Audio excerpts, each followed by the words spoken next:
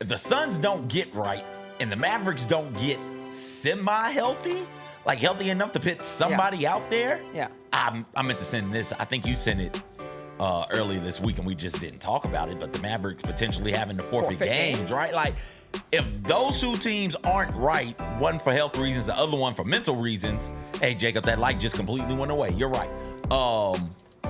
Then hell, it might be the Trailblazers in that final spot of the play. They're like, we don't want it. Tough.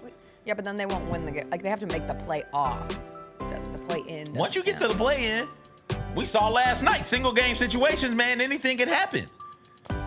You can go from being down the entirety of the game and having nothing, no hope, no momentum, no nothing, to winning it on a tip pass layup because the dude at the top of the screen stopped moving. I didn't even bother to learn number 5's name last night.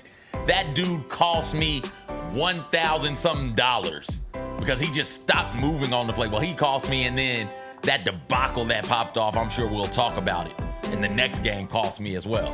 But whatever. So my point, single game scenario, anything can happen. You could be looking at the Trailblazers in the playoffs.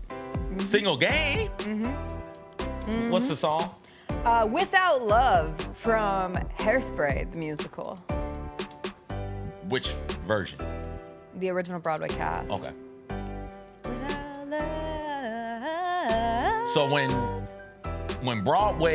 we start doing the Broadway musical stuff. Broadway. When we start doing the Broadway musical stuff, we're also recording the people singing the songs. And so we have like the original Broadway soundtrack. cast. They go into a recording studio. Gotcha.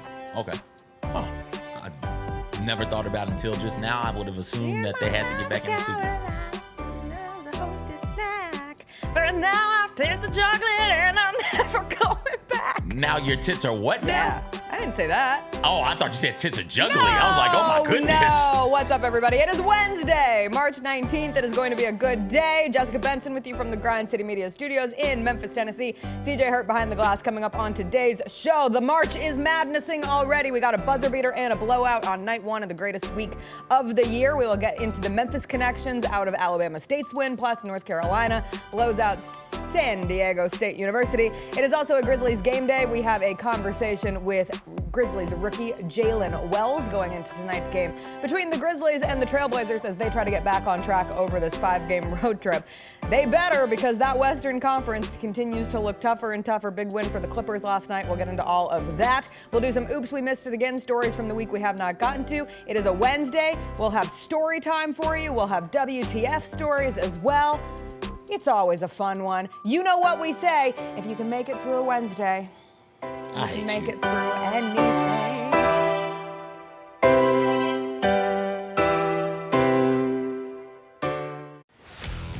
Let's face it, there's a lot of trash talk in basketball, but the great teams let their performance do the talking.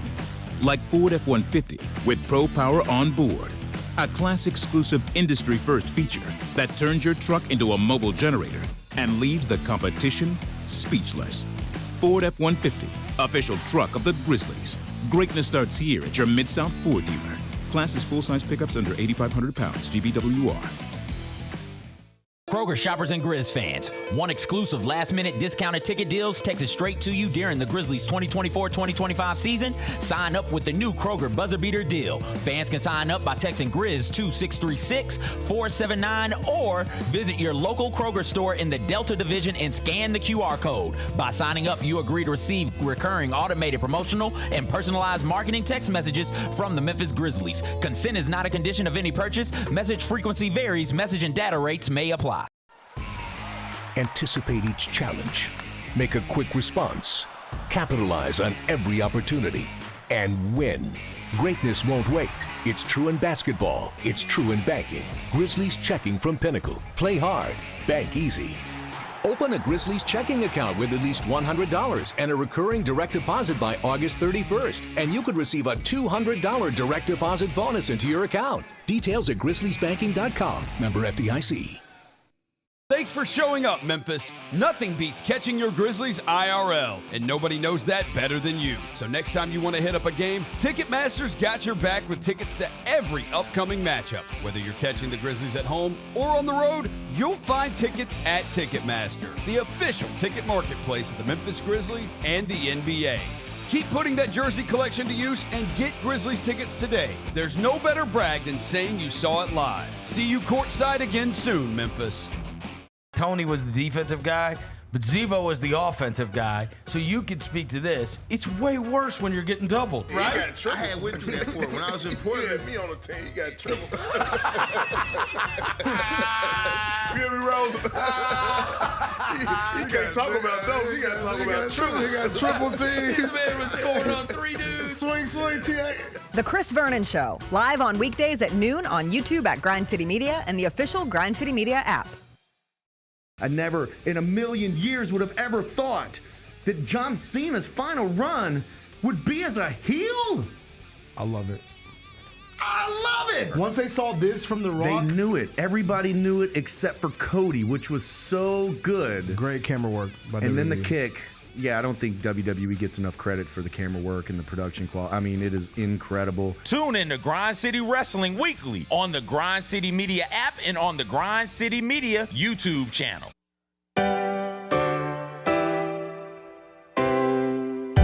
Feels great to feel the sunshine. Gotta own the day like it's all mine. Just got paid in his own time. Been working hard, I've been on the grind. I deserve this feeling, having my way. I've been on this healing. This is my day. The sun's out, ay. Let's have a little fun now. Ay. I wanna let it all out. Ay. That's what it's all about. Ay. Ay. Cause I deserve this feeling of having my way. I deserve this healing. This is my day. Grind City Media presents The Jessica Benson Show with CJ Hurt. Live from the Grind City Media studios on YouTube at Grind City Media and the official Grind City Media app. What's up, everybody? Happy Wednesday to you all. Another Grizzlies game day. We're going to have Jaylen Wells on the show this morning. Excited to catch up with the Grizzlies Rookie of the Year. We'll get to that in the second segment. Or the Grizzlies Rookie of the Year. Grizzlies Rookie, who is a candidate for Rookie of the Year. But they're all Rookie of the Years in our hearts. Between Jaylen Wells, between Zach Edey. Throw Cam Spencer in the mix as well. Grizzlies Trailblazers later tonight in Portland. But we, of course, have to start with the greatest time of year. And CJ, what an instant reminder that this is the greatest time of the year. That this is the greatest tournament to ever exist. First game of the tournament on True TV.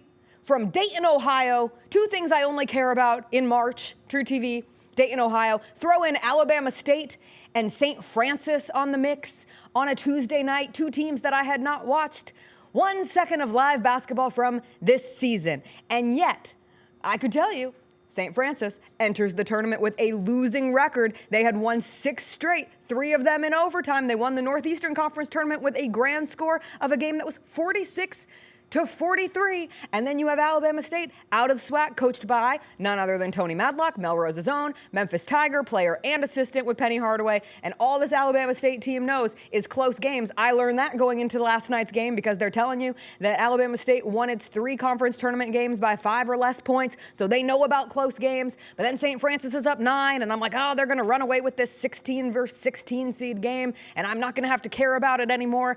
But then Alabama State kept cutting it to 1. And they could never get over the hump until finally they hit a 3 with less than 5 minutes in the game. And then we're going back and forth. We're going back and forth. And it's a tie game with 3.4 seconds left on the clock. And what happens? We can't show you. I'd love to hear your reenactment of it as you gave it to me earlier this morning when I came in. Furious. 9-team parlay ruined by the 2 games last night. So I'm limping my black ass into the tournament from a gambling perspective. So boom, you want to go from 3.4. Let's go back a little bit further than that. You want to go to chaos? I want to go to the moment when I was like, okay, this is not going to go well for you, boy. I took Sam, whatever the hell their name is. Who's the St. other Francis. Well, I don't care. They Frankie lost. the Friar. I don't give a damn. We'll they never lost. think about him again. Never think about them again. That's the beauty of March. You get immortality if you win. Nothing if you lose. You're nothing to me. So boom, Alabama State hadn't shot a free throw all effing game. I'm mad about this, so if I drop an F-bomb, please forgive me. Hadn't shot a free throw all effing game. They end up, ball goes up, Alabama State takes a shot. It's a long clanker of a shot because it's an atrocious shot, but they had to throw it up there. Shot clock winding down, I do believe. Clanks off the rim. Now it's a mad dash for the ball. And one of them dudes in red unnecessarily dives at my man's thigh. Just takes him out entirely. So it's like, oh, here we go, Alabama State to the free throw line. TJ Madlock specifically. Here he goes to the free throw line. The coach's son, they keep showing his mom in the crowd, which I love that. It's March when we get the parents shot and the wife shot. Good stuff. Great story also. Dad, coach, and son. We love those types of stories come this time of the year. Anyways, this dude goes to the free throw line, and I'm texting Robert Weaver, and I'm like, oh my gosh, my parlay. He's like, yeah, I told you not to place a parlay, jackass. Like, kiss my ass, Robbie. Sit there, watch him take the free throw. He missed. He missed it. So the game is tied, and the red team, whatever the hell their name is, they have the damn ball going down the court. 10 seconds left.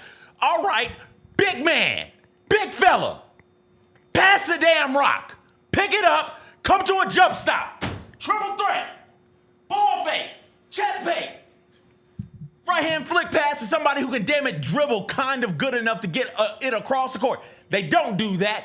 Big man rumbling, bumbling, stumbling down the damn court with the ball. He carries. He absolutely carries. They don't call that. I'm thinking, okay, maybe I got a chance here. Maybe I got a chance here. He ends up finally just losing control of the ball entirely. Now that ball is bouncing around all over the place. And here goes one of them red dudes. They grab the ball. It's like, great. The red guy got the ball. Go to the basket. Nobody is there. He's dribbling to the basket, and he's long and athletic. He looks like he's a good finisher, right? I'm like, okay, I got a shot here. He gets there, one dribble, bounces it all. I've never seen somebody dribble it. Ball comes back up and then dribble it again off the top meat of their thigh. Off the top of his thigh. He dribbles it off his own damn thigh as the ball rolls out of bounds. 3.4 seconds left on the clock. Good to go. We're going to overtime. Got to go to overtime. Got to. Because you can't run the baseline. This in NBA where you call a timeout and advance it to the half court. Nope. Just don't foul. Make them turn or pass the ball twice. And time will run out. They'll heave it up. Alabama State's not going to make that. They didn't make a whole bunch of threes in that game from what I saw. So we're good to go. We're good. No! We're not good! What them dudes in red decide to do is nothing. Nothing. Ball goes back. My man throws a pass. If you think that's a good pass, I got private beach land to sell you. Okay. Right? He got the distance. That's all he got. He was Hercules. He just throws it up. He just throws it up in the air. If you've got any sort of athleticism to you, you get to that ball first because he just threw it up into a big old crowd of people. It's quintuple coverage is where he threw the ball. So nobody grabs it. It's just batted. It's batted around. Everybody gets a fingertip on it, but nobody catches it until what's my man's name from Alabama? Amar Knox. Amar Knox. Represent. Shout out Memphis. Amar Knox. The ball fortuitously bounces in his hand right there on the left side of the backboard, and my 5-year-old nephew could have made that shot to end the game. But it wasn't your 5-year-old nephew. Here's the issue. Number 5 for the red team. He's running. He's on him. Knox has been incredible all game. Like, face guard him. Don't let him touch it if you can. Ball goes up. Knox is nowhere near the play. My man, number 5, is like, oh. No. There's a ball right there. No. What's going on here? And then he turns all the way around. Oh, no. Knox is right there with the ball. Oh, no. He just stopped running. He just stopped playing. I know. And boom, there it is. Angry about it. Furious about it. I was thrilled about it because if you do a sports show out of Memphis this morning, you could not have asked for a better way for the first game of the tournament to end. One, because you get to watch a buzzer beater, and I get it, it doesn't technically go, there was a couple seconds left on the clock, but it was a buzzer beater by all intents and purposes. But for the game winner to come from a Memphian, Amar Knox, they say Amar Knox, I go, I know Amar Knox. Amar Knox played at Bartlett. Amar Knox is from Memphis.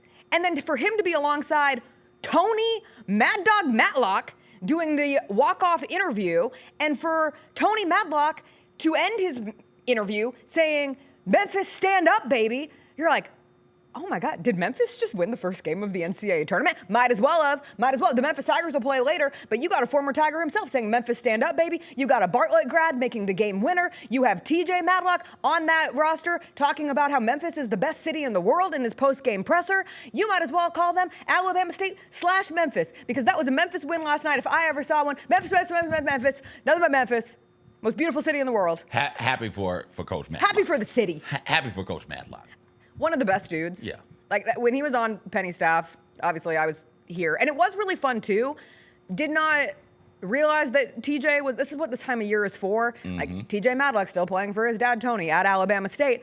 Like the last time I watched TJ Madlock play basketball was at Houston High School when he was on that team with Mike Miller's son. And that was a really good, that team going into the COVID year was like lights out. And it made me recognize this is kind of the last go-around with players that I covered on the prep circuit before I came over to work for the Grizzlies. So when you're in local news, all you do is high school basketball. And so seeing TJ out there, it made me reflect on, Musa Cisse still playing for the Memphis Tigers, which is really cool. Matthew Morrell, who's over at Whitehaven, or used to play at Whitehaven, but now plays for Ole Miss at this point. So I got kind of nostalgic and in the feels. And that is one of the fun parts about this time of year is when you can find the connections to the city. And listen, most people did not have a true rooting interest. They had gambling rooting interest in St. Francis, Alabama State. But for Alabama State to come up with the win, I thought it was great. I saw a lot of sentiment yesterday on why do the 16 seeds have to play each other in Dayton in the first four? One, put the respect on Dayton. Put the respect on the first four. I like it from a standpoint of anyone who's interested in the tournament was watching that game. And if you're just the 16 seed getting put out to sacrifice to the 1 seed, more often than not, you don't get to have that moment. You also don't get the money that comes with it. Like Alabama State gets $348,000 for that win. That's what matters. Over the next 6 years, which makes it $2.1 million to the SWAC. Like that's a lot of money. That's what matters, the money. Most people, I would argue, and I would push back on your first four sentiments, Jessica. I would argue most people don't start watching the tournament until the Thursday games, right? Like You're saying we're sick. Yes, very much so. Very, very much so. I'm proudly sick. Yeah, well, I am. If you don't watch the first four, you're not with me. You're not one with me. But it's the money that these smaller conferences get. So I had the pleasure a couple of times of talking to the SWAC commissioner and Commissioner McClellan, and just talking to him about things, because he was on. I don't think he's on it anymore, but he was on the selection committee the past 5 years, and now I think he's off of it now. But just talking to him about what that first four means for smaller conferences, he's like, no. And I asked him if he wanted to get away from it for the very reason you laid out there. Hey, it's got to be something else that can be done to make sure that these guys get into the field. But if you're a smaller conference, you're getting into the field as a 16, 15, 14. You're getting bounced up out of there in the first round, more than likely. It's good when you're playing somebody like you, because it gives you a chance to get a tournament win, and the first 4 games count as a tournament win, and that gives your conference money. And that's what all of this is about, trying to get as much money as humanly possible for these conferences. And $300 and some thousand for Alabama State, for anybody else and everybody else in the SWAC, that goes a long way. That helps with so very, very much. So yeah, I'm for, after talking to him, I am 100% for the 16s and small conferences playing in play-ins. My dad sent me the math earlier because at first I was confused why the 348,000, you were seeing a lot of like 2.1 million as the total of what Alabama State was getting thanks to that win last night. And I was like, how do we go from 348,000 to 2.1 million? It's over the next 6 years. So it's 345 times 6, that's 2.1. But when you look at the SEC that has 14 schools in it this year, it's a minimum of 14 times 348 times 6. If each team loses a first-round game even, that's your baseline that you're starting at. So the SEC takes in, with 14 teams, $29 million, and then $6 million more for each game that they win. So the rich just get richer, but you got to take the money victories where you can for some of these smaller programs, and especially a conference like the SWAC.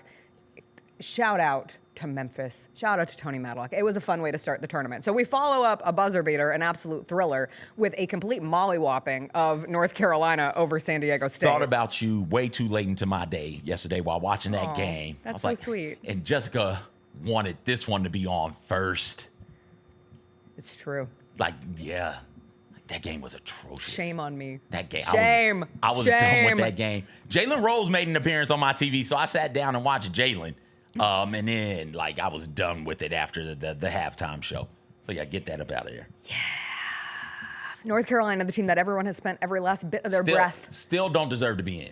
Let's start with that. Don't deserve to be in. That. Just because you're up 40 in your first 4 games against San Diego State does not mean that your resume should have put you in the tournament in the first place. What I thought watching that game was another reminder to me. I am super anti-expanding the tournament. I do not need more teams in the tournament, because if there's more teams in the tournament that give you matchups like the one that we saw last night between North Carolina and San Diego State, all it reminds me is that the bubble, this is a soft bubble. We're not talking about Glenda's bubble from Wicked. We're not talking about Big League Chew. Like, the bubble to get into the NCAA tournament, it's soft. Those teams, sure, if you're the West Virginia governor, you can still be mad. I think it's a little bit lame that you decide to file an actual investigation, because don't you have better things to do with your time? But alas, you can be upset that North Carolina made it over you. Just because North Carolina wins by 27 points doesn't mean that West Virginia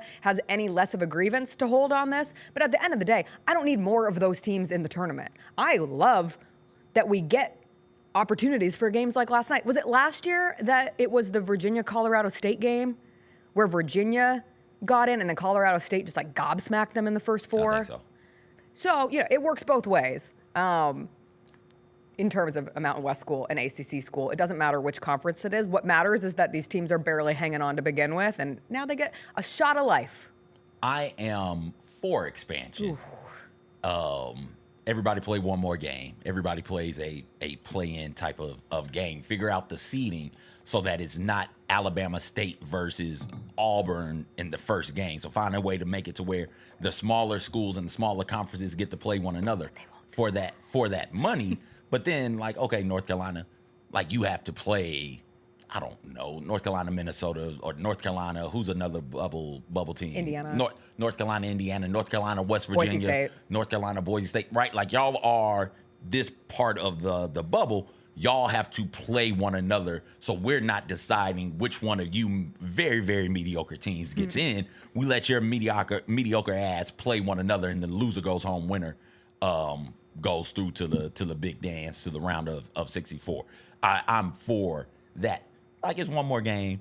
So, like, it'll be fine. You let the conference regular season champions get in, because that's frustrating also, where you'll have SWAC, for instance, is on my mind. Southern won the SWAC, but lost the SWAC tournament. Alabama State won it. So you can get Southern in as regular season champs and say, all right, Southern, you guys be the first sacrificial lamb to Houston or something like that, right? So you got to allow regular season champs to get in, allow tournament champs to get in. And you're really expanding. And then, no, I'm doubling it. I'm 128ing it. Everybody plays a play-in. It's just, all right, middle of the pack teams, y'all have got to play one another to play yourself in. And then you divvy up the money that way. Can you imagine 64 games in 2 days? What that would do? I can get into it. For Monday, you think we're not doing work Thursday and Friday? Can you imagine if it starts on Monday and Tuesday? Come on, man. With the big play-in games on Wednesday? Come on. Oh, give it to me. Inject it straight into my veins like the fiend I am. Do you have any more confidence in North Carolina winning a first-round matchup against Ole Miss based on their performance last night? Based on their performance last night, no. I'd say yes. It reminded me. I was never. Nothing matters. I was never not. Once the tournament starts, nothing matters. Once you your get quad in, one wins. Who cares? Once you get in, you're in. So I have the same amount of confidence in North Carolina beating Ole Miss as I did before the tournament, for the reason you said. Once you get in, you're in. All that other stuff doesn't matter. So North Carolina gets in. North Carolina isn't void of talent. We know they're talented. It's not like they don't have a good head coach or a coach who's on his way out. They do have a good head coach, and he's a solid. Didn't they get to an Elite Eight last year? Sweet 16, they got deep into the tournament last year. So, 16, like, I'm not counting North Carolina out by any stretch of the imagination. North Carolina, Kansas fits that mold as well. UConn is another one that fits that mold. Gonzaga, right where it is these powers that are having down years for what they've been recently and historically. But, like, I'm not going to count them out because there's something in that program that allows for them to be a blue blood, that allows for them to be great. So I have the same amount of confidence in North Carolina to beat Ole Miss as I did, assuming that they would have beat San Diego State 2 days ago. I thought about you far too late into the day yesterday when they popped up the graphic that both North Carolina and San Diego State had been to a national championship game in the last 5 years. And I thought to myself, CJ can't even tell you they're the Aztecs, which goes to say how UNC continues to get the traditional blue blood bump. And I'm not trying to compare histories between North Carolina and San Diego State, but it is always interesting when we talked about just the edge that a team like UNC has in terms of tradition, reputation. That blue blood vibe certainly gives a bump going into the tournament, and perhaps that is the deciding factor. Not that Bubba Cunningham was going to get an additional $100,000 if North Carolina made it in, but everyone will love to lean on that. What was it? National Cheating Athletics Association? Corrupt. Cheating, corrupt. The C could stand for both if you're the West Virginia governor this morning. Got to be tough for him. Tonight, we get 2 more fantastic opportunities to watch teams play their way into the field. Mount St. Mary's versus American University in the 16 seed games at 5:40 p.m. Central Time, and then Xavier, Texas at 8:10. You got your picks? That whatever those picks are, it's done because the first 2 games killed the parlay. Xavier Crusaders? Musketeers. I knew they were a people. Not the Mouseketeers. No, the Musketeers.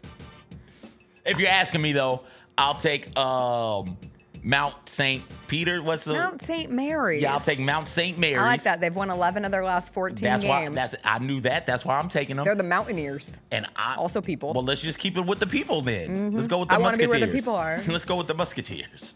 Musketeers, Mountaineers. Big M energy going into this one. All right, speaking of big M energy, Memphis will return to the court tonight. The Memphis Grizzlies, I should say, when they take on the Portland Trailblazers. We had the opportunity to catch up with Grizzlies rookie Jaylen Wells ahead of tonight's game. We'll chat with him. We'll come out of that, talk about tonight's matchup, and look around the NBA. Clippers got a huge win over the Cavs last night. How that shook up the Western Conference standings, all on the other side.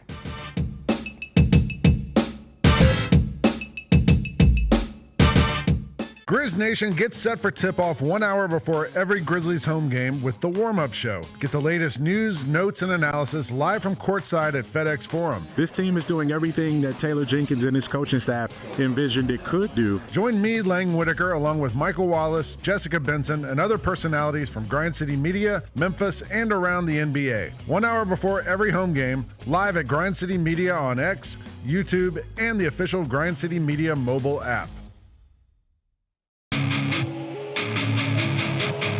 Our fans have a huge impact on our ability to play to the level that we're striving for. Drop off, Morant. Oh! Well, you wanted home crowd involvement. I love those moments where you see our guys engaging in the fans, and the fans just get pumped up. They are standing at FedEx Forum. I would hate to be on the other side with the opposition when FedEx Forum's rolling. That's such an unbelievable relationship that our group has with our fans.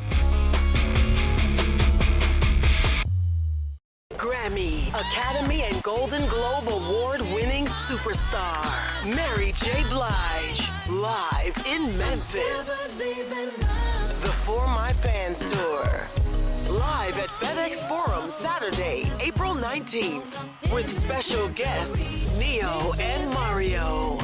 Get tickets now at livenation.com. The iconic Mary J. Blige for one night only.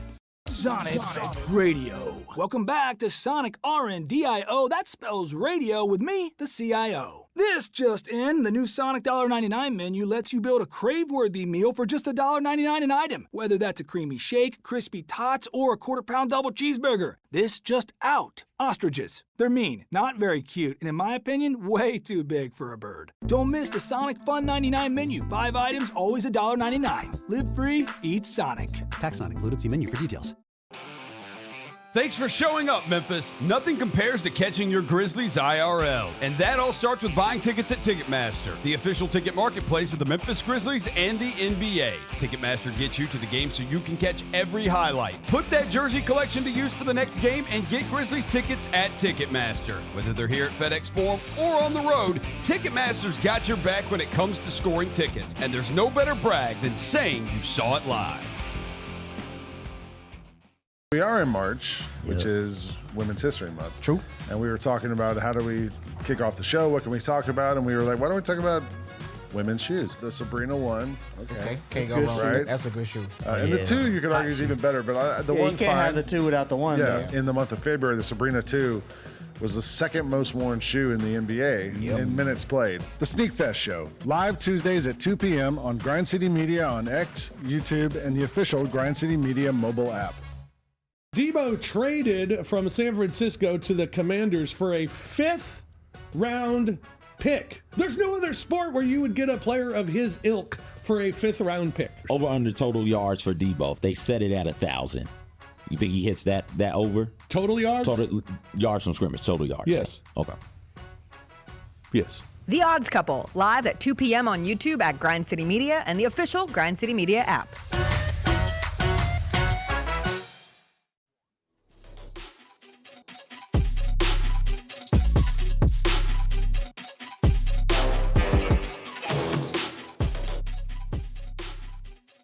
Welcome back. We are so excited on this Wednesday to be joined by Memphis Grizzlies rookie Jaylen Wells. Jaylen, how are you doing? You're in Portland, right?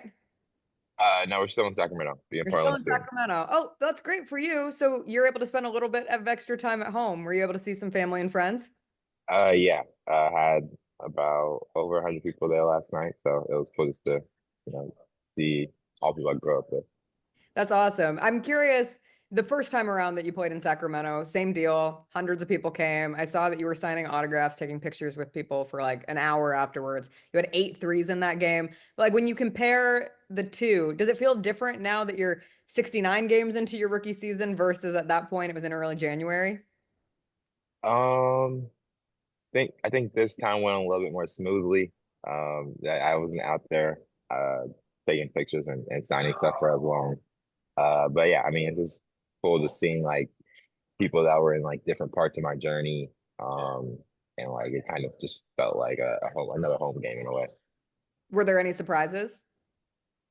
Yeah, I mean, it was definitely like people like I probably haven't seen in years. And like when I was probably like 5'2", they were taller than me. And now like I'm towering over them. And they're like still the same height. So like it was crazy just see that.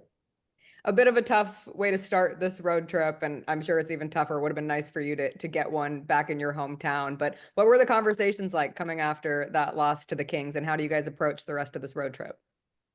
Yeah, just having a road mentality. Obviously, every game matters coming to the end of the season. So just coming in with a better mentality, I think starts with the defensive end. Obviously, they scored way too many points, and that's kind of our identity is, locking down on defense. So got to be better on that end. When we still talk about the identity of this team being on the defensive end, and there's been some ups and downs post All-Star break, where do you, as someone who really puts a lot of focus on that side of the court, see the biggest opportunities for defensive growth with this group? Yeah, I think a lot of just communication, just staying intact, just sticking to the game plan. We have some slip-ups here and there, have some stretches where we're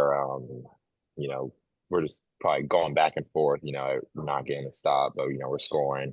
So I think just making sure that, we're not having those long defensive stretches, a full 48 minutes of locking down defense. It was another loss in the state of California. And as a native of California, how crazy is it to you that this team hasn't won a game in California yet, Jaylen, this year. And what is it about these West Coast road trips that make things so tricky? I actually did not know that. I don't know. Maybe it's the time difference or something. Yeah, I actually didn't know Well, you have one more regular season one against the Clippers on Friday. So see if you can get a California win in that one. You're 69 games into this rookie season. I'm curious for you, when you think back on it so far, is there a moment that stands out to you as a favorite part of this season so far? that. I think probably just getting my first start, being able to guard Damian Lillard, and just knowing that the coaching staff had that much trust in me to start me as a rookie on a guy like Damian Lillard. I think my dad did, and I think I did a pretty good job. We got the win. So that's probably my favorite moment. Just looking back at that and seeing where I am now. Just keep going up, keep trending upwards. That's been one of the signatures of your rookie year is you taking on the toughest defensive assignment night in, night out. What's been the toughest assignment of your rookie season? You've had a handful, so you can have multiple if that's the case. Yeah, I'd say two. One, CJ McCollum. I think he's just great at hitting tough shots. And he played the greatest defense ever, and he's gonna still make the shot. And then I would say Shea. He's just a really slippery player.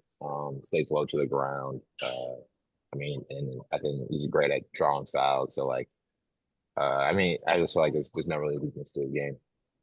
I saw that you stuck around after the win on Saturday for the Tony Allen jersey retirement. And as someone who he's first team all defense forever and defensive identity was in his blood, what have you learned from TA and what did you think of that experience? Yeah, I think from the jersey retirement, it was cool just to see it was more than basketball. Just to see what he did for the community. Just watching that tribute video and just seeing how much he changed Memphis in a way and how he built this culture. So yeah, it was kind of just cool to see that, and it's kind of inspiring, honestly. A guy like him, he was just so. Oh, go ahead. He was just so impactful on defense. That he just created this culture just with his, with the way he played. Have you been able to have any conversations with him? Actually, my first conversation with him was that night, was right before the game. I saw him in the hallway.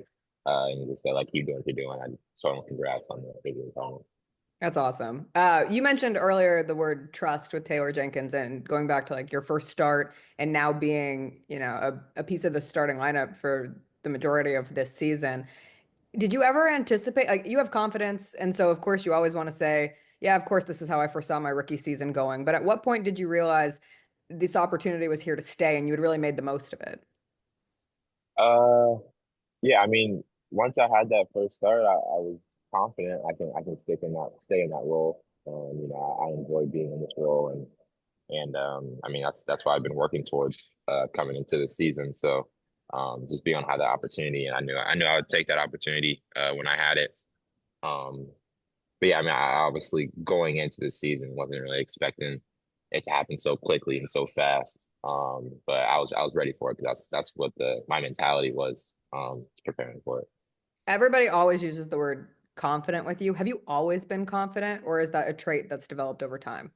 No, I think that's pretty funny because I was probably the opposite way when I was younger. And I think that's kind of what part of what makes me so confident now is just seeing how not confident I was when I was younger. And just knowing the work I put in and my story, just knowing that I went from D2 to the NBA, and there's not many people that did that. So now I believe that I can do anything.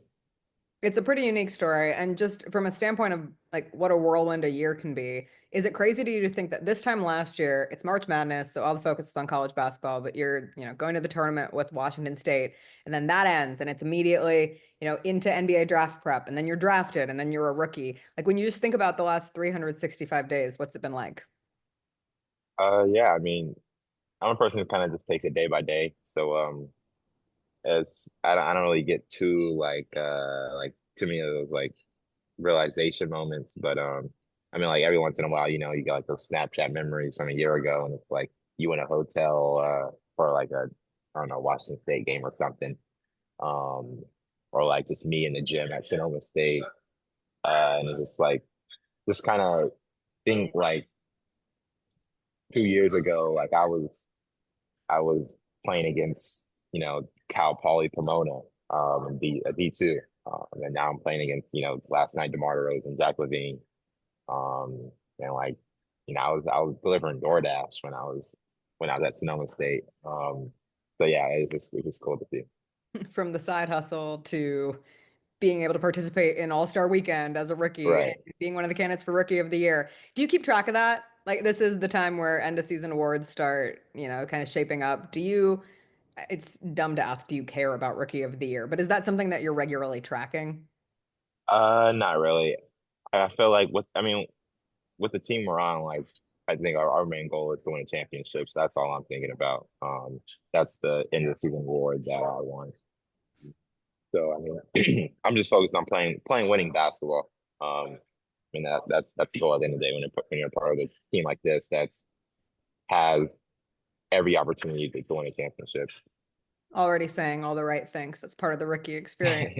But also, I'm curious because as your name picks up and your reputation starts to grow, like, you've probably received an insane amount of compliments this season, or just words of like appreciation and people acknowledging like, hey, that Jaylen Wells for Memphis, like, he can really play. Is there one person that you've heard from or like seen compliments from that really stands out to you?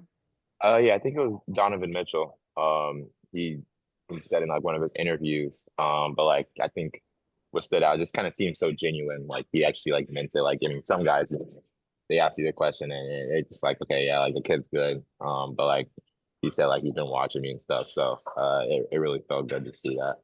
Yeah, and it's always nice when it comes from outside the team too, because of course the guys that you're around constantly are able to Yeah. see that evolution. And I remember listening to Jaren Jackson Jr. and Desmond Bain on a podcast, but just giving you, endless compliments. And what has it been like with them, along with Ja, as your vets through your rookie experience, and how they've helped with their leadership? Yeah. I feel like it's easy with them because they're also, they're vets, but they're not that old. So I feel like we all kind of, still get along well. And I mean, they just give me the most confidence. I mean, three superstars like that, and they still willing to pass me the ball, tell me to shoot it. They still got my back on defense. And they still praise me for my defense. So especially, Jaren's defensive player of the year, and he's telling me about how great my defense is. So that definitely means a lot. Yeah, it's able to get the collab of Jaren, Defensive Player of the Year, and then you're able to play alongside Desmond Bain, who just goes off for 44 points and is 7 of 7 from three, and Ja, like the spectacular things that he does. Is there something that Ja does that you would particularly like to try to emulate within your game? Because like we always talk about Ja from the sense of like, oh my God, like what is he? No one else can do this. But do you look at something like, I'm going to give it a try? I mean, it's hard to emulate anything he does. I mean, I wish I could jump like him, obviously, of course. But probably his vision. Like he's just so good at knowing how to just move the defense with his eyes, and then fake a pass, make a pass, and yeah, I mean, I think it's amazing. Like I'll stand in the corner and his head will be the other way, and somehow the ball's still coming to me. So like, I think that's probably one of the things that I probably admire the most. Is there, outside of the first start, I'm thinking when you're talking about Ja's vision and that overtime when you hit a big three, like in terms of passes that you've caught or shots that you've been able to get or defensive plays, is there a favorite highlight of yours from this season? From Ja? No, from you, from your highlights. Oh, my favorite highlight is probably the one-legged three. Just because me and Chen talked about it for so long, about shooting it, and finally got out there. I got the confidence to do it. That's a good one. I like that one. Like you were saying, like this time last year, Snapchats are coming up. It's March Madness. Have you filled out a bracket yet? Like, do you still stay in touch with the college game? I have. All right. Who are we picking to win it all? Unfortunately, it's not Memphis. That's okay. But I'm going with Florida. My old teammate Ruben Chinielu, he's on Florida. I got Florida and I think Houston. Sorry, one of the guys in my agency. Okay. I really just picked the teams I wanted to see win. I didn't really put much thought into it. Isn't that what we all do? But like you also picked 2 1 seeds, so pretty good odds at that point. When you think back on your March Madness experience, like what stands out as your favorite memory when you think back on that run with WSU? Probably getting police escorted. That was our first time ever, and just seeing like all the motorcycles line up and take our bus into the little thing. I was like, that was crazy. Like feels like, I don't know, it's like the president or something.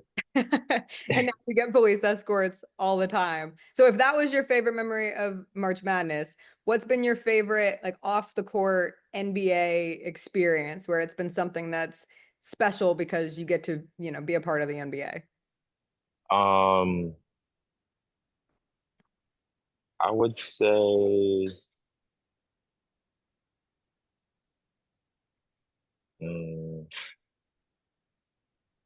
probably something during All-Star Weekend. I mean, honestly, just seeing all the behind the scenes. You're just seeing all these superstars, you're seeing celebrities, and just kind of seeing how it all put together. And then I think another cool thing was I did like a little panel with Draymond Green, Gary Payton Sr. It was in San Francisco, and it was pretty cool just to see like outside perspective of like Draymond Green, Gary Payton, especially because they're just great defenders too. So just being on that panel and being able to be the young guy on that was pretty cool just to be able to soak up with that information. Is Draymond Green going to inspire you to start your own podcast? No, not for now. All right, you're on your longest road trip of the season. You've now kind of figured out like the traveling element of your NBA life. What are 3 things that you have to take with you on every road trip? Gotta get my PlayStation. Okay.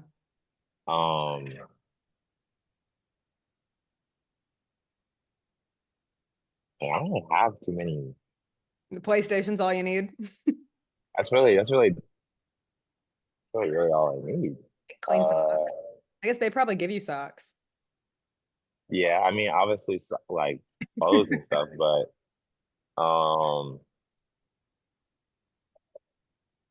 have my AirPods and gotta have.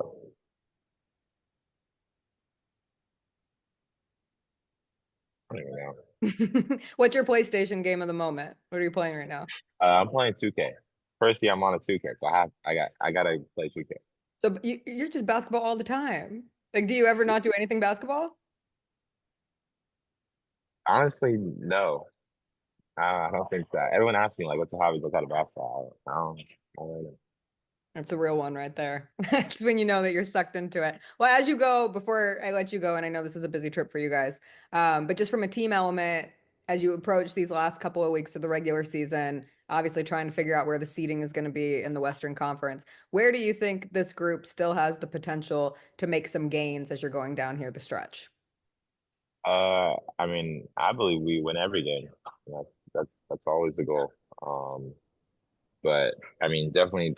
I mean, yeah, we win every game. That's what I'm sticking with that. I love that. I think that's a perfect way to end it. Win every game and go from there and see where it's at the end. Jaylen, congratulations on everything so far. We look forward to seeing you out there in the next one. Thank you.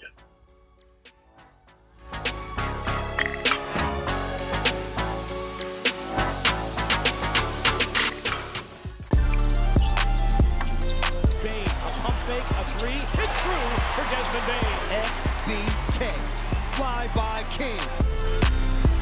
Wheels through the lane, now spins back. Ja hangs, puts it in! Oh, what a shot by Morant in the clutch. So hot. Oh, Jerry said no! Because he doesn't quit on the play, comes up with a monster block.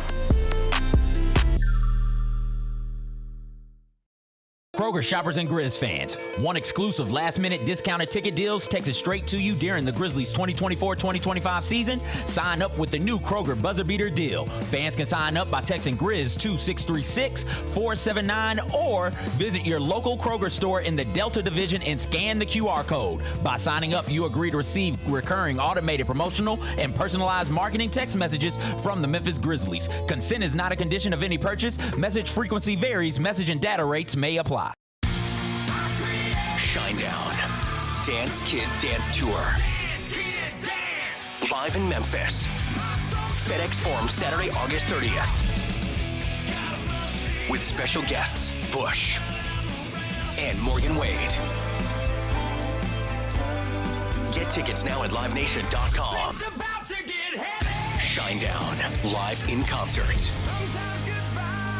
For more, visit shinedown.com.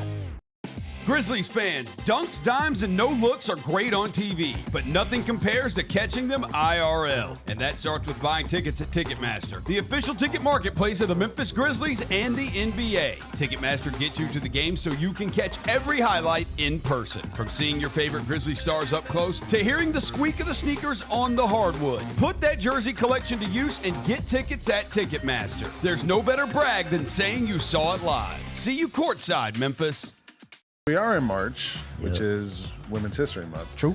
And we were talking about how do we kick off the show? What can we talk about? And we were like, why don't we talk about women's shoes? The Sabrina one. Okay. Can't go wrong. Right? That's a good shoe. And the two, you could argue, is even better. But the one's you can't fine. have the two without the one. Yeah. Though. In the month of February, the Sabrina 2 was the second most worn shoe in the NBA in minutes played. The Sneak Fest Show, live Tuesdays at 2 p.m. on Grind City Media on X, YouTube, and the official Grind City Media mobile app. You've coached a lot of different versions of the SEC, and obviously there's never been one deeper than this. What's it like been coaching in this? The reason for the league being so good is the commitment. Commitment to coaching, commitment to facilities, commitment to the NIL across the board. There is not anybody in our league that's not investing in all those things. The Gary Parrish Show, live on weekdays at 10 a.m. on YouTube at Grind City Media and the official Grind City Media app. We touched on this earlier, the panel here, about what really has been the mainstay of the Grizzlies, and that's Jaren Jackson Jr. Trip has just been awesome. He's posting guys up. He's stronger than he's ever been. He's physical, and he's scoring all type of ways. Hey, Grizzlies fans, be sure to tune in to Grizzbeat, where the panel and I break down all things Grizzlies and take a look at the rest of the NBA as well. The show is live every Wednesday, 2 p.m. on YouTube at Grind City Media and the official Grind City Media app.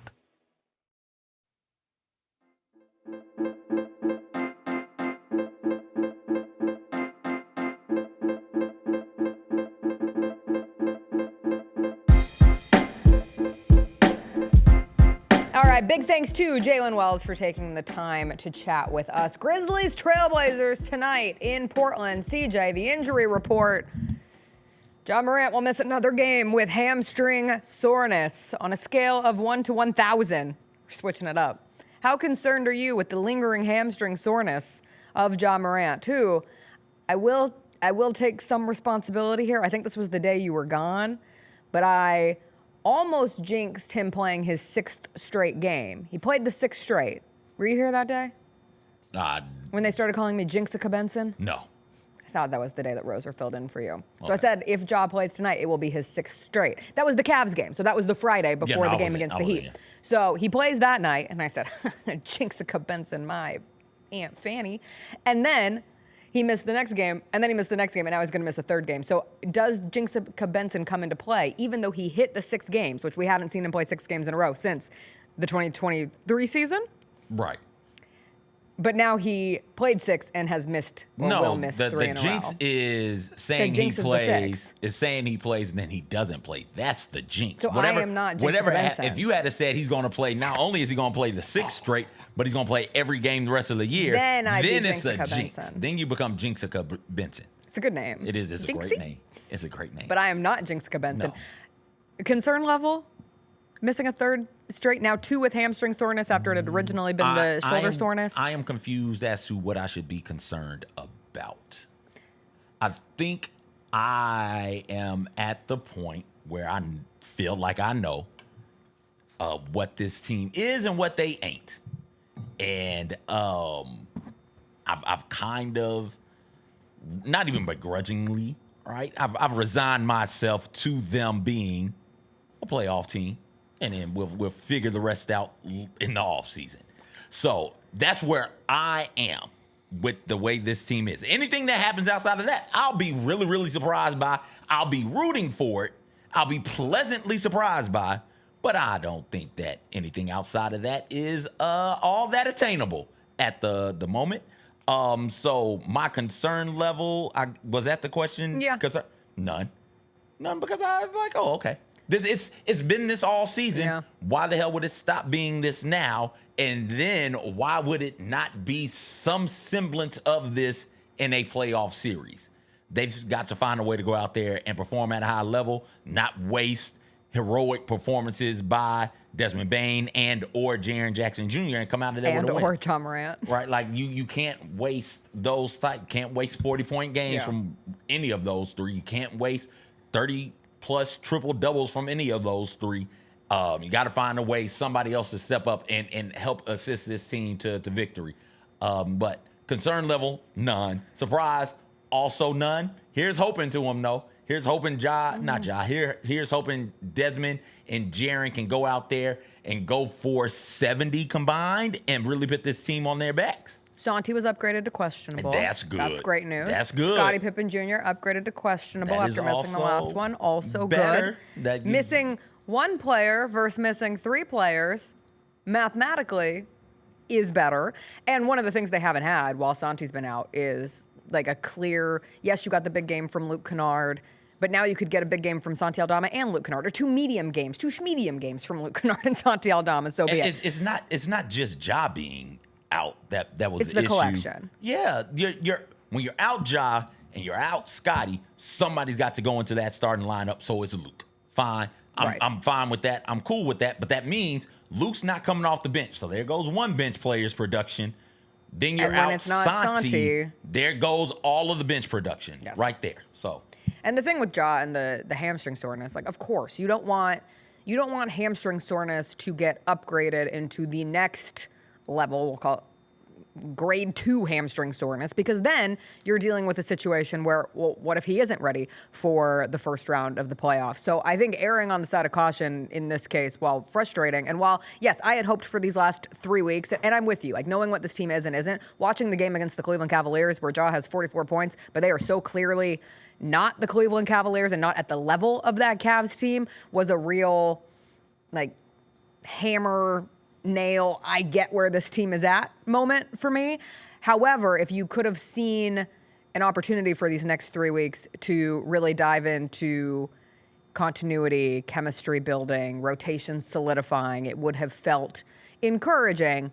And now there's a chance that you're not going to get it until either late in the regular season, or once you get to the postseason, you say, okay, here, let's hope for a miracle. Let's hope this is the time where it all starts to click. And I did have a new fear unlocked last night watching the Los Angeles Clippers beat the Cleveland Cavaliers, who have lost 2 games since winning their 16th straight when they took down the Grizzlies here at FedEx Forum. The Clippers looked awesome. They scored 132 points. They had their full starting lineup available of Harden, Kawhi, Norm Powell, Zubats, Chris Dunn. It was the first time this season that they've had Kawhi, Dunn, Powell, and Ben Simmons all available in the game or for their rotation. And all of a sudden, you look at the Western Conference standings, and the Los Angeles Clippers are in 8th. They are a half game behind the Minnesota Timberwolves, who are in 7th. The Timberwolves are a half game behind the Golden State Warriors, who are in 6th.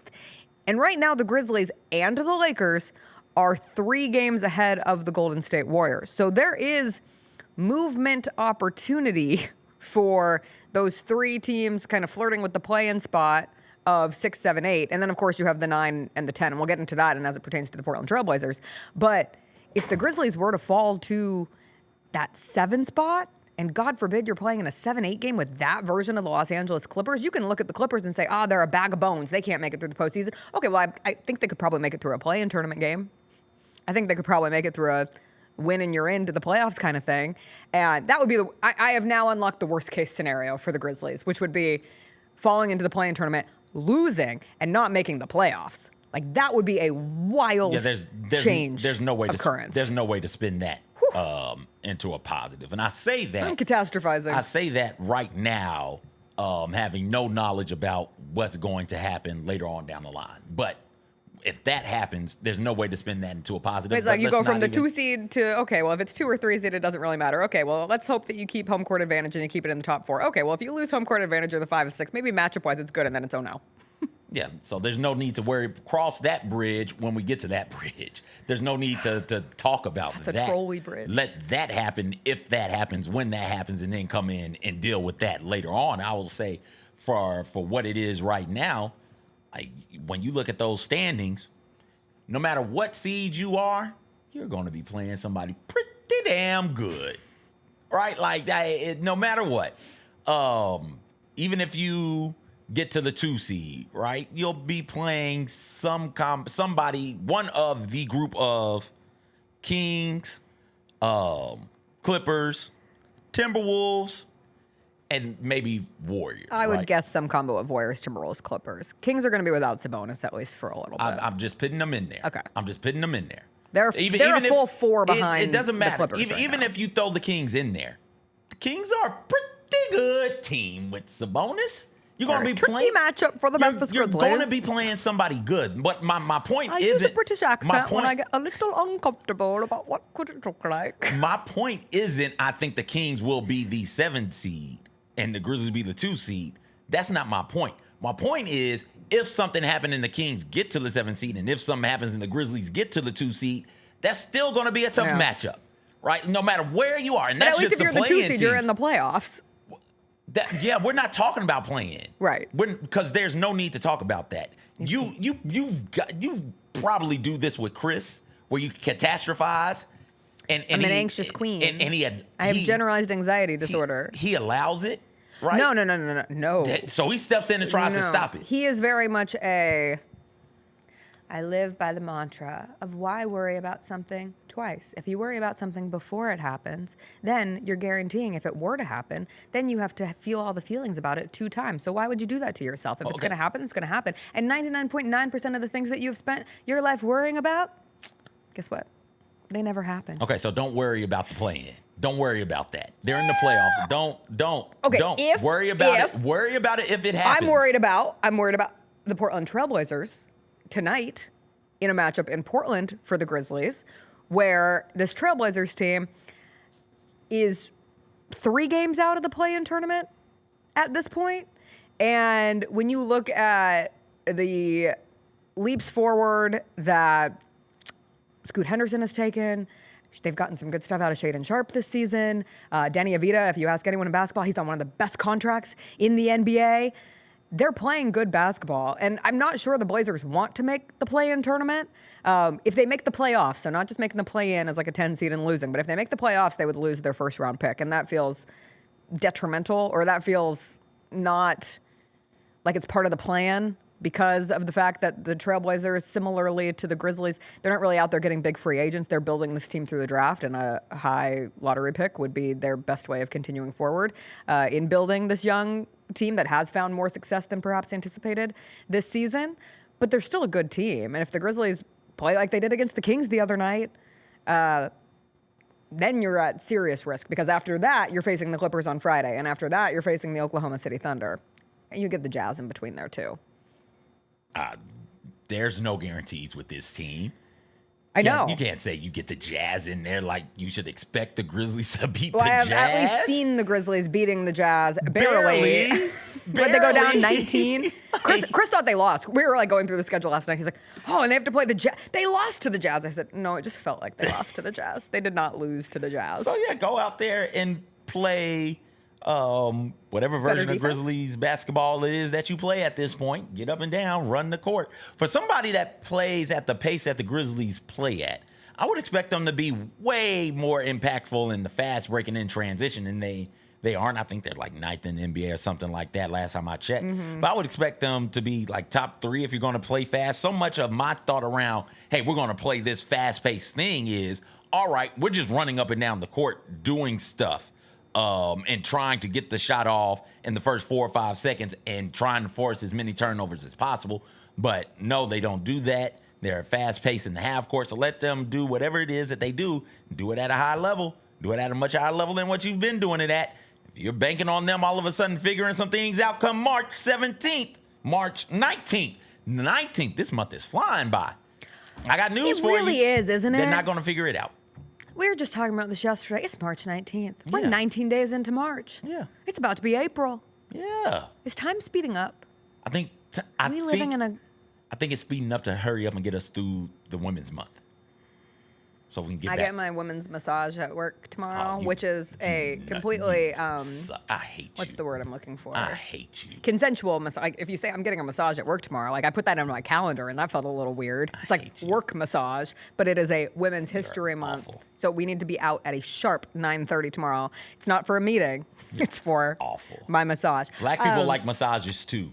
I talked to somebody who said that there were plenty of events scheduled. What were they? There was one museum trip. Yeah, the Stax Museum. We talked about that. But there was something else too. Okay. All right. I'm going to pay attention next year. Okay, check your email. CJ, check your email challenge. Yeah, I'm not going to pay attention next year. What was that? Wasn't it yesterday where I came in and I was like, oh, did you see so-and-so's email? And you were like, no. No. It's okay. But once somebody in the email chain steps in and says, hey, I'm taking lead on this, I'm out. I'm never looking at another email from that chain again. That's appropriate. Unless somebody says explicitly, CJ, I need you to reply to this. I'm not. What am I supposed to do? Read all of your emails? For what? For what? Not doing that. If you had to pick one opponent for the Grizzlies in the playoffs today, who would it be? That's my point. None. Yeah, but you have to pick one. I have to pick one? Gun to the head. Timberwolves. Gun to the head, Timberwolves. Yeah. All right, but like that's not going to be easy. But not in a play-in game. That's not going to be easy. Yeah. Like that's, I agree.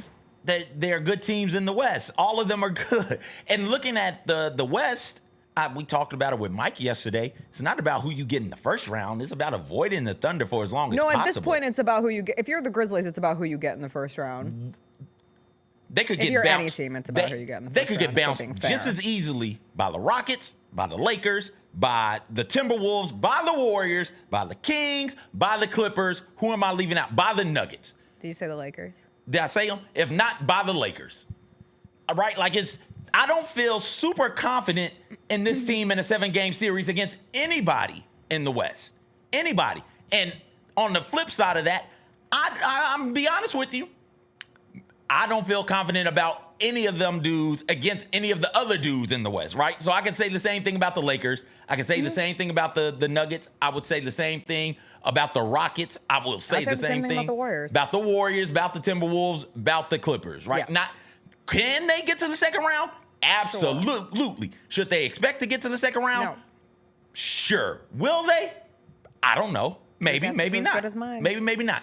So for me, for the Grizzlies, that should be the tagline. Everybody's anxious. No, everybody's not. Welcome to the West. No. Everybody's anxious. You're anxious, and I'm trying to get you to not everybody's be anxious. No, you're the but anxious if queen. Everybody's anxious, then, Then what? You get more plebeians to rule over as the queen of anxiety? Is that my kingdom? Yes. Is that my monarchy? Just people wailing in anxious turmoil and dread?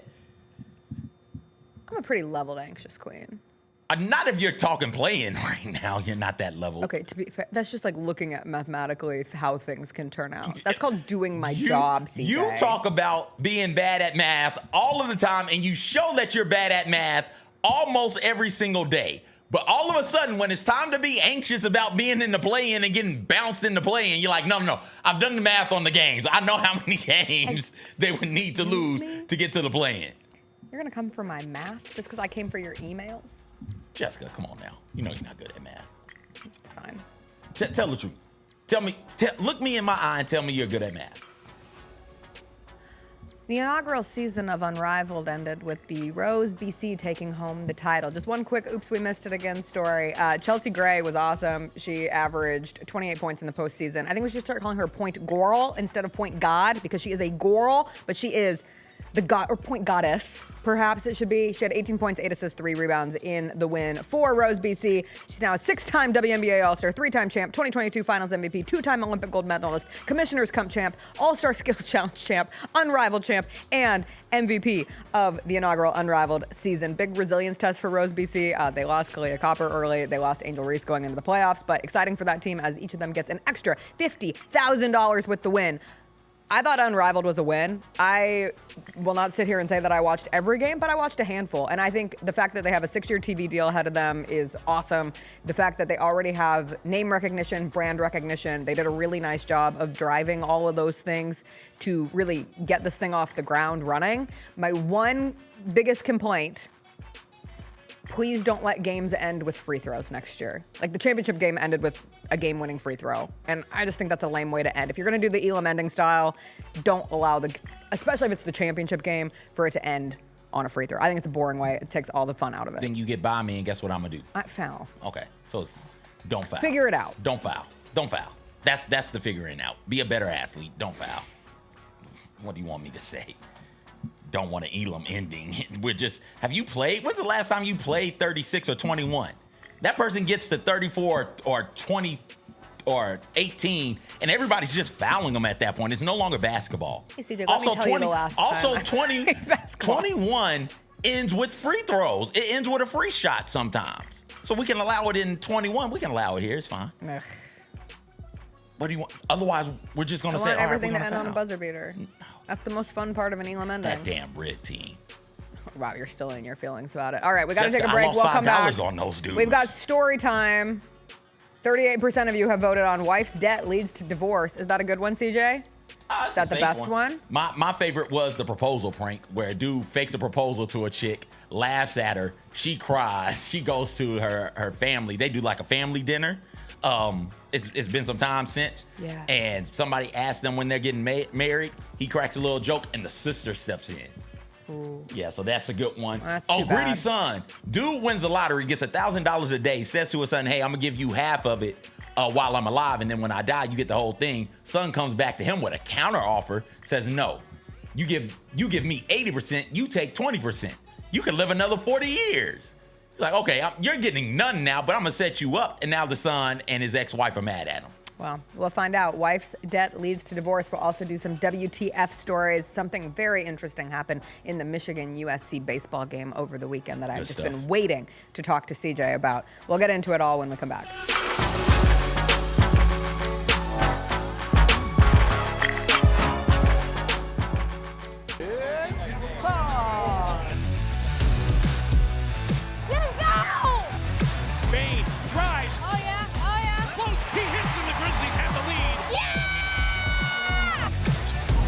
With an knock-away. Good defense. Morant attacking, spinning, hanging, and hitting.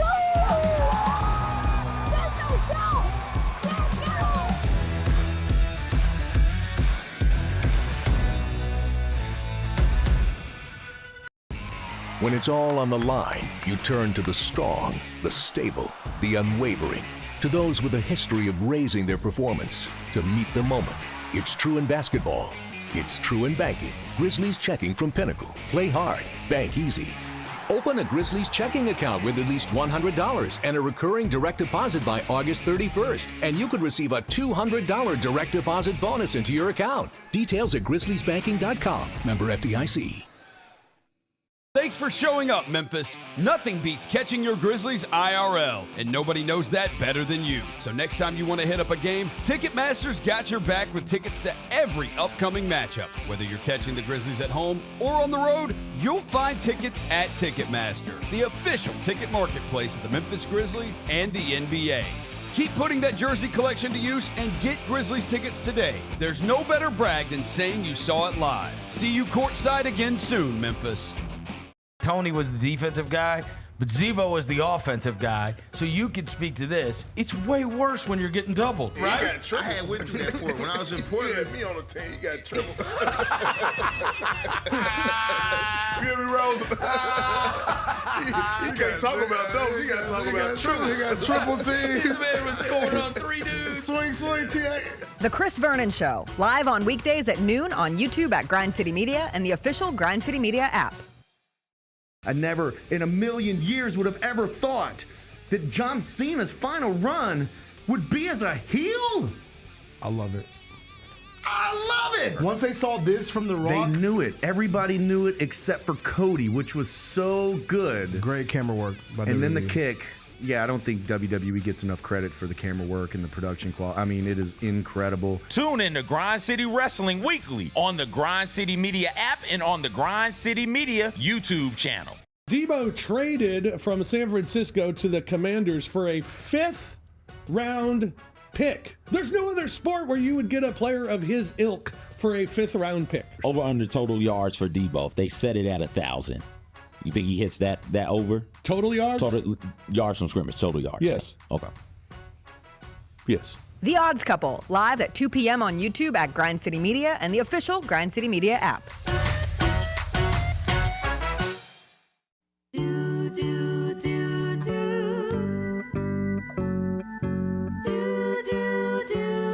This is another JBS production. Twinkle, twinkle, rockabye. It's story time. Let's let it fly. The JB Show with CJ here to bring you tales that bring you cheer or fear or tears, whatever's here. Now hush, you babies, listen up. It's story time. Let's get turned up. Am I the a-hole for divorcing my wife after she went into massive debt again?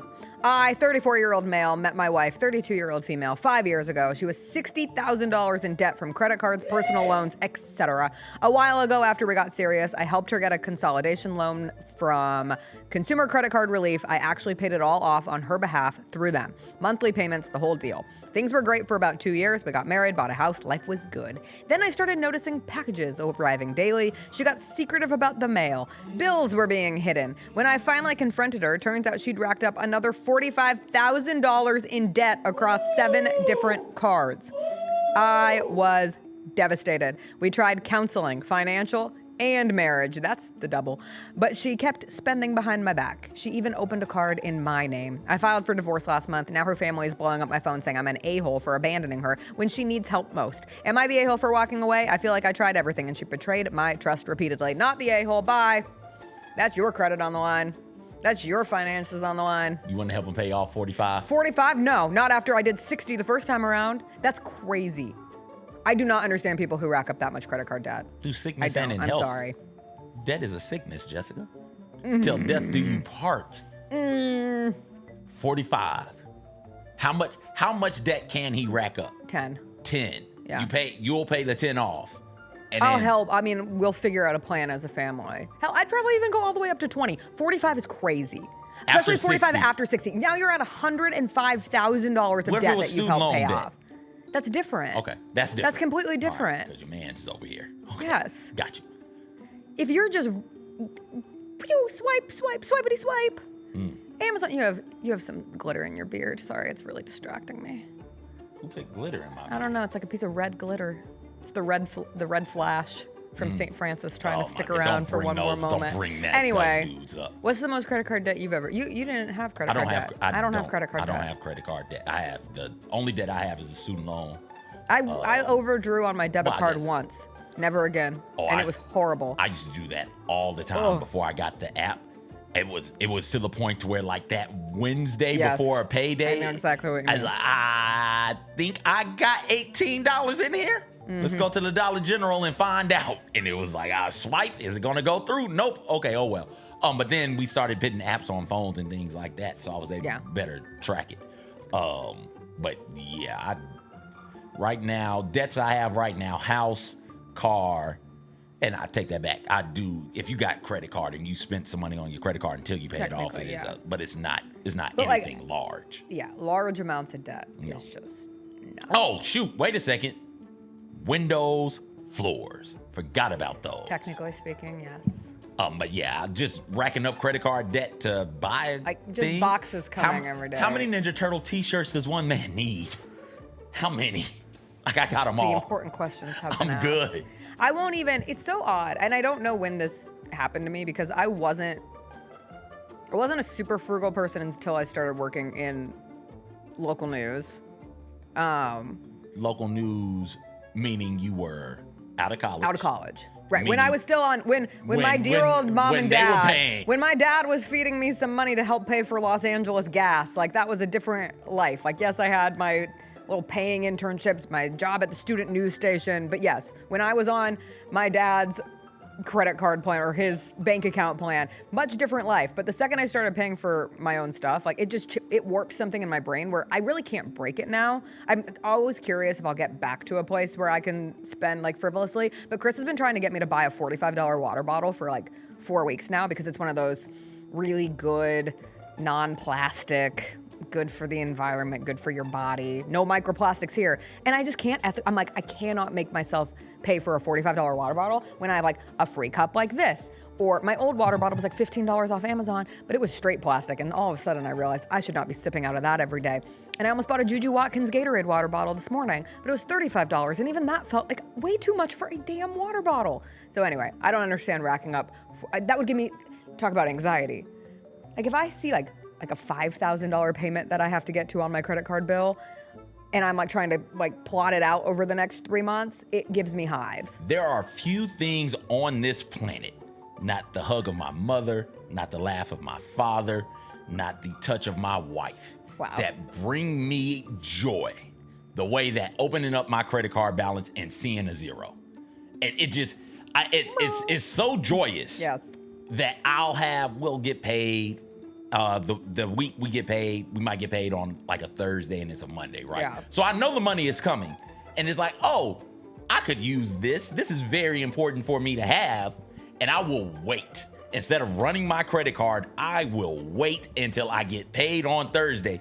Use the credit card on Thursday and then pay it immediately. Like I know my credit card company hates the hell out of me because I'm swiping and then paying immediately because I love the way that it looks. It is, I don't want to say, but like it gives me the same sensation as the big O does. To see that zero. It is a zero and big O. zero, big O. Big zero, big O. Like they go hand in hand. Together forever. Oh, I need it. All right, let's do a couple WTF stories before we get on out of here. First and foremost, CJ, what do you have to say about your baseball representative, Mitchell Voigt, during the Michigan USC game from Sunday that included Mitchell Voigt sliding headfirst into third base and then appearing to mimic the act of snorting cocaine? Oh, I thought you sent the video. I had the video. I didn't send it. I thought the video was in this chat. No, I only sent the picture. Man, what a celebration.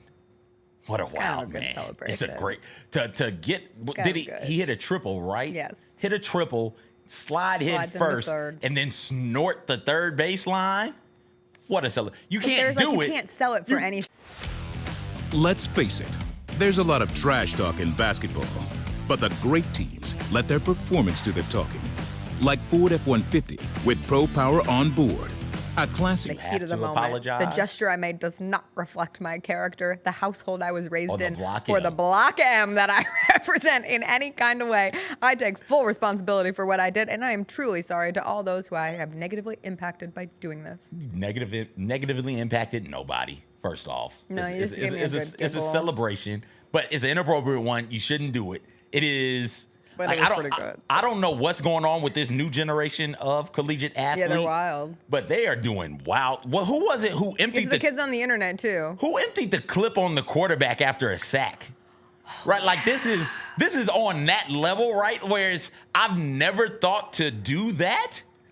It was a South Carolina guy. Yeah, Dylan Stewart. I never thought on Jackson Dart. That was insane. I never thought to do that. You should not do that. But that's a damn good celebration. Yeah, the kids like don't really care about their digital footprint anymore. Because like when I was younger, the thought of a video of me doing that celebration, like fake snorting and like, something. Yeah, and like the thought of a future boss finding that video on the internet, like I would have been petrified for the rest of my life. He's a baseball player. They have a whole cocaine era in that He's sport, a baseball don't they? player. He's not a football player. He's not a D1 football player. He's not a D1 basketball player. He's a D1 baseball player. Yeah, He'll go to the majors at some point. You don't know that. Well, he'll go to the minors. Perhaps. He'll go to the minors at some point. It's not going to cost him anything. You think your minor league baseball stint Jessica. on your resume is gonna? I mean, these days nothing matters anymore. That's what I'm saying. Like I couldn't even take a picture with a Solo cup. We have like emojis over the Solo cups. They're like fire emojis or no, exactly. Which is better Just because have nobody the knows. Just have the cup. Damn it! Come on. But I do love their unabashed belief that nothing will hold them back. If you're going to get a job in baseball, chances are people are doing cocaine around you. If you're a coach and you see this, are you less likely to try to sign this kid? No. Depends on the locker room. But you say, he fit right in with these dudes. Yeah, 82 Atlantic in the chat. People were losing jobs for having Facebook pictures holding a beer. That's why you'd always put the cup behind. Who lost a job I don't know. That's what they told me. That's like step on a crack, break your mama's back, hold a can of beer and a photo. You're never working in this country again. It was crazy. Yeah, nobody ever. Hey, speaking of crazy, we didn't send this, but did you see those astronauts who came back and there were dolphins waiting for them in the ocean? I didn't know dolphins were there. You didn't see the dolphin part? I didn't see any of it. Oh, those 2 or however many astronauts. It was 2, wasn't it? Four on the trip. 2 were stuck? Two were stuck. So 2 went up, got those 2, and then came back, I'm pretty sure. When they came back into the Pacific Ocean, or whatever part of the ocean they were in, I don't know which ocean it was, there was a pod of dolphins just like playfully hanging out in the water, welcoming them back. It was like a Disney Channel original movie. It was bizarre. Anyway. That sounds like Hitchhiker's Guide to the Galaxy. Yes. Where the dolphins are like, all right, so long and thanks to all the fish. And maybe they're just celebrating that the astronauts are coming back. How long could you be stuck in space? Not that long. I mean, you'd have to be stuck that long. Yeah, but again, worst place to be stuck. Can we go back to the anxiety portion of today's show? Please, let's The panic attack would perhaps kill. If I didn't have a heart attack, the heart attack-like symptoms that a panic attack. In space? I don't know. Can you have panic attacks in zero gravity? I mean, how long were they there? 9 months? 200 and some days. 9 months. Okay. They're supposed to be there for 8 days. Mm-hmm. Space, underwater. What's worse, being stuck in space or being stuck underwater? Like submersible? Yeah, like in a submarine. No. Submarine. Please stick me in space. At least I can float about. I can stand. I can do cool space stuff. Could they float around and stand, or were they stuck in the pod? No, they weren't in the pod. They were on a space station. They weren't just sitting there in a pod, Jessica. Oh. They were on a space station, so they could move about. Among other things, I'm assuming. Space? Of all the things to imagine doing in space. Okay, to be fair, my brain is on ballet because I saw a video of the head nurse on the pit this morning, and she's a trained ballerina, and she was doing like ballet around the pit, so that's why ballet came to mind. Okay, fine, a tap. Like that's a little pop, lock, and drop it. I don't think you can pop, locking, and dropping in zero gravity. Can you imagine trying to drop it? It would be so slow on the drop and come up. It's the drop. Oh, the light came back on. It comes back. It's a drop, tweak, come back up. That is the coolness of the pop, lock, and drop it. It will take you so long to drop and then so long to come back up. But you had 9 months. Like, what's the rush? Give me the slowest pop, lock, and drop it of your life. It might take you 9 months to pop, lock, and drop in space. I do think being stuck in space is significantly less claustrophobic than being stuck in a submersible underwater. However, both would be nauseatingly terrifying. Elevator. Yeah, but in an elevator, like, you don't have food. Like, I would assume that they had prepared, like, they had their frozen space snacks. Yes, they did. Love a frozen space pizza, frozen space ice cream. If you're in a submersible, would think that their kitchen would be stocked with at least the bare necessities. If you're in an elevator, you might not even have a water bottle. Like, you could only last a couple days. You have no supplies. Unless I have like 1 stick of beef jerky in my backpack that I keep just in case. How long could I make that stick of beef jerky last? I mean, you don't need to eat every day. You go, 45 days before you starve to death? 45 days? I'm pretty sure, yeah. Yeah. You need water. You don't need to eat all that often. I'm pretty sure you can live for 45 days. I Googled how long to starve to death, and it goes, help is available. Speak with someone today. 988 Suicide and Crisis Lifeline. Thank you, Google. They're so concerned. It literally won't tell me how. Okay, there we go. How long does it take? 10 weeks. 10 weeks. So 70 days. So 70 longer days, than 45. But it is the water deprivation. Yeah, you can only survive for a few days without water. I Thank you, pharmacist. Had a cousin of mine. Hope he doesn't mind telling me the story. We were talking about being frugal and not spending money. Well, when we moved out, I don't know if this wasn't. I know this isn't the case for everybody, but you go to college. And the second you decide to move off campus, you become grown at that point. You can't ask anybody for anything. No money, no help, no nothing, no food. You're just on your own. So he moved off campus. His father let him know that. He was like, yo, at a certain point, he was down to his last dollar, didn't have anything to eat, no money at all. Called his father and said, hey, yo, I'm sorry. I should have listened. I shouldn't have moved off campus. I don't have anything to eat. Can you help me out? And his father's reply was, does your water still work? He's like, yeah. He's like, oh, you're good. You don't need to eat. Drink you some water. And hung up the phone. Shout out. Wow. Shout out to Jimmy. Shout out to Jimmy. But yeah, so, all right, where am I at? Fair ride. Okay, I think we have to separate these categories. Okay. I think like space and underwater exist in their realm, but then you can go fair ride, elevator, roller coaster, Ferris car. wheel. So traffic. Yeah, but like traffic with imminent threat of something, right? Threat like of what? There's no imminent threat in space. You're just up there. Yeah, but if you never come home, you're just that's up the there. Imminent threat. You're just up there. Nothing bad is going to what happen. If you run out of? You're not. Yeah, but what if? You're not. You're in the space station. They got Can you all of that imagine if stuff. you and I were stuck in space? I think we'd kill each other. On the show. Who's killing who? I'm killing you. I would absolutely get as far away from you as possible. Don't get this twisted. Thank you. Don't get this twisted.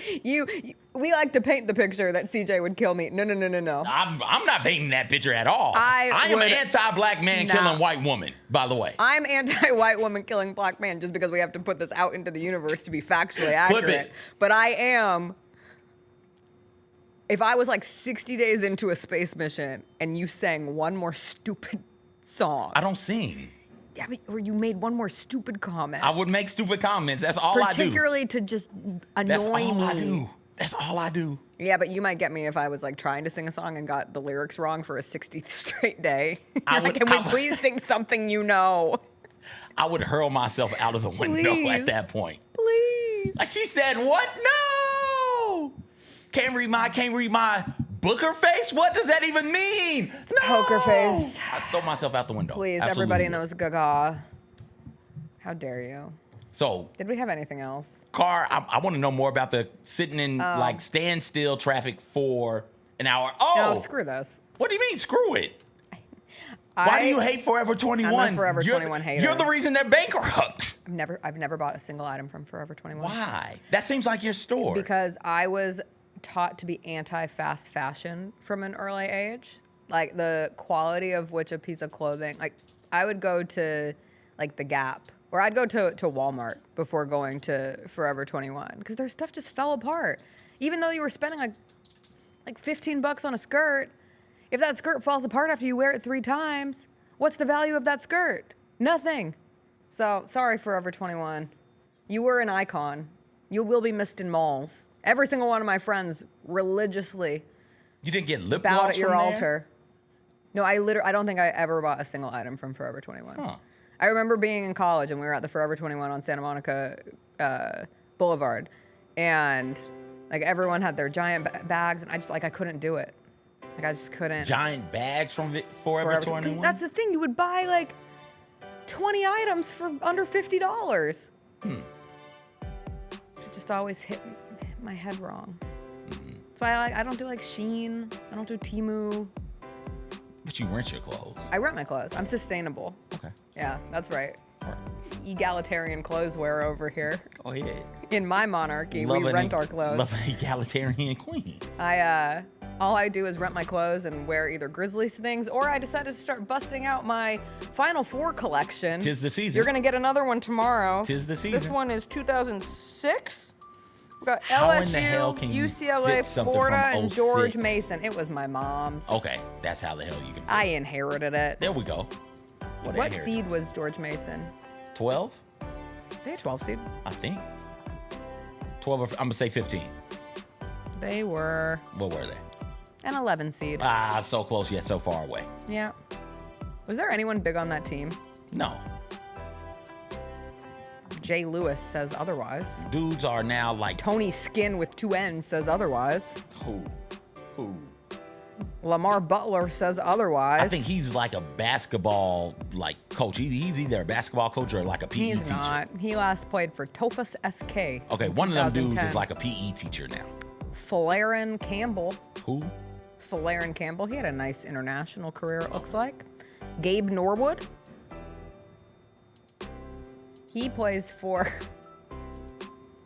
What are the Rain or Shine Elasto Painters? The Philippine Basketball Association. Oh, owned Kai by Soto! Owned by Asian Coating Philippines Incorporated. He's been there since 2008. Is he playing with Kai Soto? That's not Kai Soto. They have the Wellcoat House Paints, the Wellcoat Paint Masters, and now they are the Rain or Shine Painters. That's the history of that team. The more you know. We'll know 2 more teams who will be playing non-first 4 games after tonight. We'll know if the Grizzlies can go ahead and beat the Portland Trailblazers to get this road trip back right so that I don't have to catastrophize any further about how those Western Conference standings could look like. And we will be back tomorrow to talk about it all. It will be I don't know if we have a name for it, a super show, a March Madness super show. It's going to be me, CJ, Bennett Doyle's going to join us, Gary Parrish is going to join us for the road, and then the Chris Vernon show of Vernon and Devin and John Roser, they'll take over, and then we will be out of here by the time all the games start tomorrow. It'll be fun. It's one of the best days of the year. We'll see you then. Bye. Hate you're not going to make it to the official, unofficial bar.